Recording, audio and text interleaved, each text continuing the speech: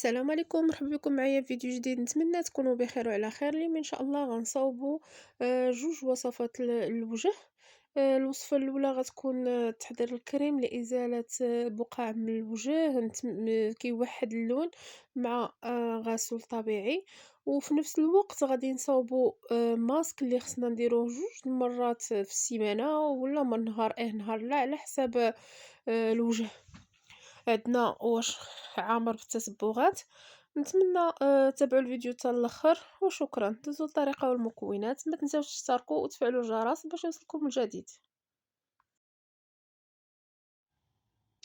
ندوزوا الطريقه والمكونات. بالنسبه للوصفه ديال التبييض عندنا حك بنيفيا، نتوما كتحكموا في الكميه اللي بغيتو الحك كبير كديروه، بغيتو الصغير كتستعملوه. عندي هنا زعفران شعره حر. بالنسبة باش غنغسلو وجهنا عوض الصابون غنستعملو هنا السيدر مطحون، ماشي دوك الوراق اليابسين، يكون الوراق شوية خضرين. هادو كنطحنوهم. ندوزو للطريقة. ناخدو شوية من الزعفران شعرة يكون حر، غنزيدو على هاد الحك وغنخلطو مزيان حتى يتطلق لنا. غنخلطوه ونخليوه حتى يتطلق. انا هنا رديت داك الحك في هاد الزليفه باش تخلط ليا مزيان، مبغاش تحرك ليا تما في الطاسه كتزلع.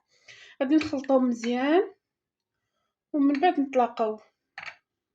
هنا من بعد ما خلطت الزعفران مع الكريم ديالنا، غادي نخليه حتى يطلق تيولي اللون ديال الكريم صفر. الطريقه ديال الاستعمال: غنغسلو وجهي قبل ما ننعس بهذا بالسيدر مزيان ونشفو، وكندهنو بالكريم ديالنا حيت هو كيدير الترطيب وفي نفس الوقت كيفتح لنا البشره. آه، نداومو كل ليله ان شاء الله فاش يبغي الواحد ينعس. حتى انا راه غادي نجربها، او حيت واحد السيده اللي قالتها ليا وقبلوا لي على التصوير خسرات ليا السيبوره وكنصور بيد وحده، داكشي باش ما شديتش مزيان. نتمنى تجربوا هاد الوصفه.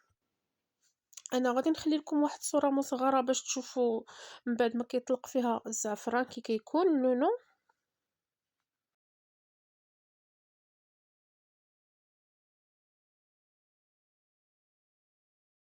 بالنسبة لهاد الماسك غنحتاجو فيه السدر والنشا.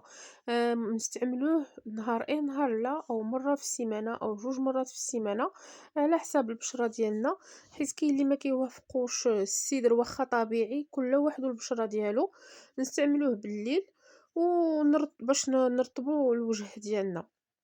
الطريقة: غناخد معلقة كبيرة ديال السدر مع معلقة كبيرة ديال النشا، كنخلطهم كنحطهم في قريعة فيما يخصني، كنعاود نزيد نفس الحاجة حتى كنخلطهم. فاش نبغي نستعملهم كناخد معلقة صغيورة ما تكونش عامرة، كنخلطو بدانون مسوس ولا الحليب ولا ما زهر ولا الماء، المهم اي حاجة عندنا في الدار كنخلطو بهم، كنديروه في وجهنا حتى كينشف وكنغسلوه، تنفزقو شوية ونديرو بحال هكا د الكوماج. هادو هما الوصفات ديالنا من بعد ما وجدناها معاكم. نتمنى ينالوا اعجاب ديالكم وقبلوا ليا على التصوير، لان سيبو راه خسرات ليا كنصور غير بيد وحده.